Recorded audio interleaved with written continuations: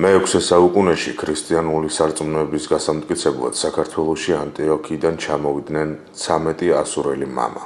მათ შორის იყო წმინდა დავით გარეჯელი. გადმოცემის თანახმად, მან თბილისის მახლობლად, დღევანდელ მთაწმინდაზე, კლდეში გამოკვეთა სენაკი და აქ ლოცვითი ცხოვრება დააფუძნა. წმინდა მამის წასვლის შემდეგ ეს მთა მამა დავითის სახელით გახდა ცნობილი, ხოლო მოგვიანებით მთაწმინდად. საუკუნეების განმავლობაში აქ არაერთი ეკლესია და მონასტერი აიგო.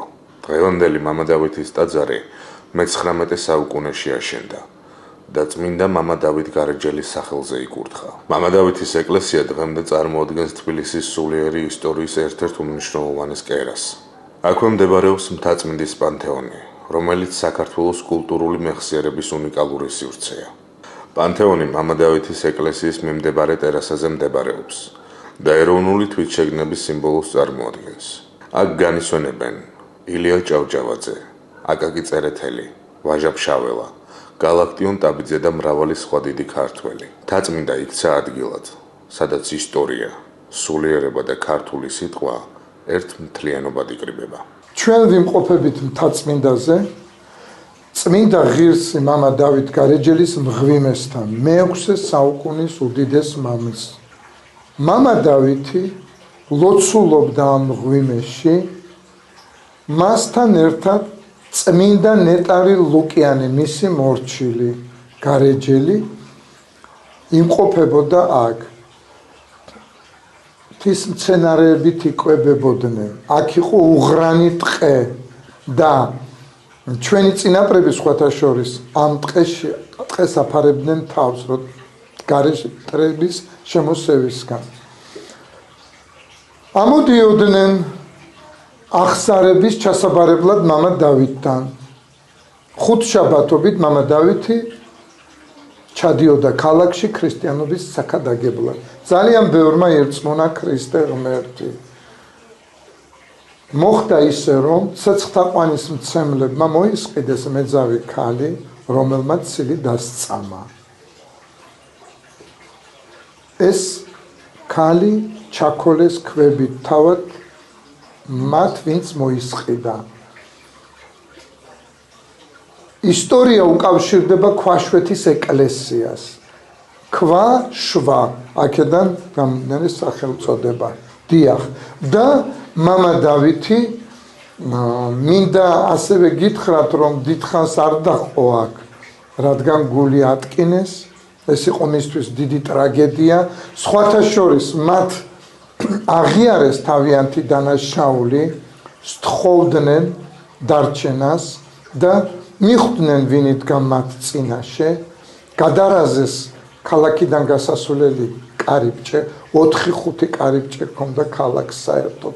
მან ტივი ააგო და მდინარე მტკვარზე მორჩილ ლუკიანესთან ერთად გასცილდა ხალხს. მან არ იცოდა საით მიდიოდა, მაგრამ ოღონდ მოშორებოდა ადამიანებს და მიადგა გარეჯის უდაბნოს, გადაბუგულ უდაბნოს, გადამწვარს, შხამიანი გველებით სავსე უდაბნოს.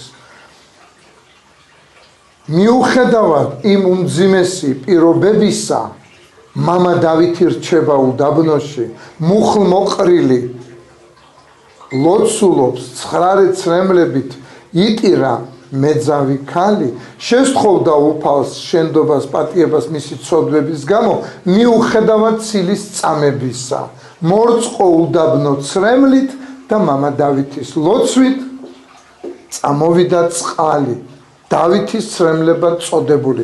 15 საუკუნეა წყალი მოდის მთიდან.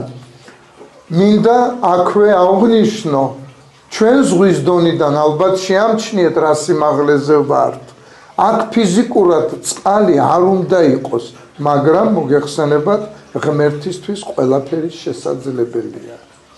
დავითის ცრემლები, რომლებიც დააკვირდით ერთ მომენტს, შეხედეთ, ეს გახლავთ საბანელი, წმინდა დავით გარეჯელის სასწაულთ მოქმედი წყარო. 1 საათი არ იქნება აქ მომლოცველების ჯგუფი სასულიერო პირთან ერთად მობრძანდნენ და წყალში განიბანდნენ.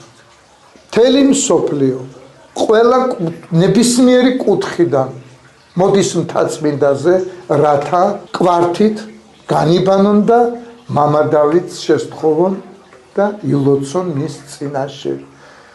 შემდეგ მადლიერების ნიშნად ჩამოდიან არაერთი მომლოცველი ჩამოსულა. თუ ერთი მოვიდა, თქვათ დღეს, მათ მოყვებათ 10, 20, ერთი-ორად მრავლდებიან და რაც ყველას გვახარებს. რა შეიძლება ითქვას? მამა დავითის სამი წყარო, ეგ წყარო უფრო საუკუნეების მანძილზე შვილიერებას იძლევა, ესეა გადმოცემით, მაგრამ იკურნება ძიმე დაავადებული ადამიანები. მე 10 წელია, მე 11 წელია, რაც აქ ამ სიწმინდეში გახლავართ, რა თქმა უნდა, ჩვენი მონასტრის წინამძღვრის კურთხევით, მამა დავითის საძმოს ლოცვა კურთხევით და ჩემს წინ არაერთი სასწაული მომხდარა. მე თავად ვარ ამ სასწაულების მომსწრე და შემიძლია დაგიდასტუროთ. რაც მთავარია და მნიშვნელოვანია, რასაკვირველია, ადამიანი რწმენით უნდა მიახლოს. გინ წყარო იქნება თუ მღვიმეს, თუ რწმენით არის ადამიანი, მაშინ მამა დავითის ლოცვა და რა თქმა უნდა უფლის ღმერთის განგებულება ყოველთვის არის აღმატებული და ყველაფერი საუკეთესოდ ვითარდება. ამ წყაროს გარდა შემდეგი წყარო გახლავთ გვერდით თვალების წყაროს ეძახიან. იცით რა, სამივე წყარო ბიოლოგიურად სხვადასხვა შემადგენლობის გახლავთ, მაგრამ დანიშნულებაც ასევე სხვადასხვა აქვს. თვალების წყაროს ეძახიან და ოდნავ კიდევ ერთი 20 ნაბიჯით მარცხნივ მესანთლის ჯიხური დგას, იქვე არის წყარო, კუჭ-ნაწლავისთვის არის უებარი, როგორც ეს უკვე დასტურდება. რაც შეეხება ჩვენს ტაძარს, ჩვენ ვიმყოფებით ივერიის ღვთისმშობლის ხატის სახელობის ტაძარში. ეს ხატი გახლავთ ათონის წმინდა მთიდან ჩამობრძანებული ივერონის ქართველთა მონასტრიდან.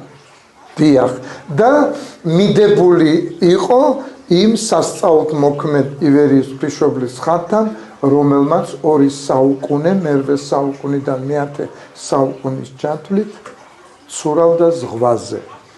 და რა თქმა უნდა მოქმედი ტაძარი. 3 მოქმედი ტაძარი გახლავთ მამა დავითზე.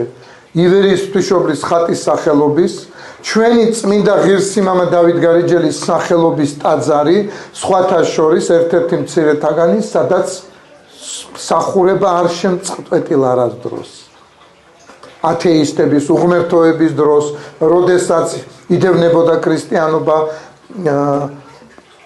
აფეთქებდნენ ტაძრებს, წვალდნენ ხატებს, სიწმინდეებს, ჩვენთან მამა დავითზე ხუთშაბათობით ყოველთვის წირვა ლოცვა დიახ სრულდებოდა და ჩვენ იმ დროიდან განსხვავებით არა, ყოველდღე მსახურება გვაქვს.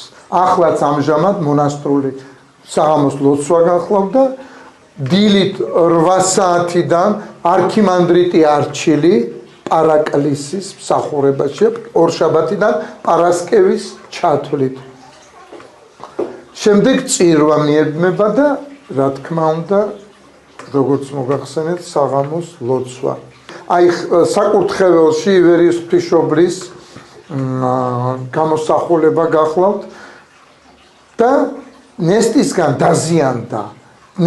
დაზიანდა და გადავიდა მოზაიკაზე. ეს მოზაიკა, მიკრომოზაიკა არის შესრულებული, ძალიან ურთულესი და უნატიფესი ნამუშევარია და ქართული სტილისტიკა არის, რა თქმა უნდა, დაცული, რა თქმა უნდა, მიიჩნიეს საუკეთესოთა შორის საუკეთესოდ.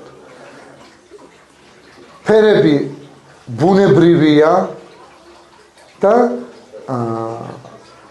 თავისთავად მადლიანად არის შესრულებული, რასაც თქვენს წინ ხედავთ, ეს ყველაფერი არის ღვთის განგებულებით და მადმოსილებით, მოწიწებით, მოკრძალებით, ძალიან დიდი რუდუნებით შესრულებული. ასე რომ თაწმინდაზე მამა დავითის მონასტერში აი ეს ადგილი გახლავთ ნალოცი, მადლიანი და ყოველ დღე ათასობით ვიზიტორი სტუმრობს წმინდა ადგილს, მამა დავითის მონასტერს.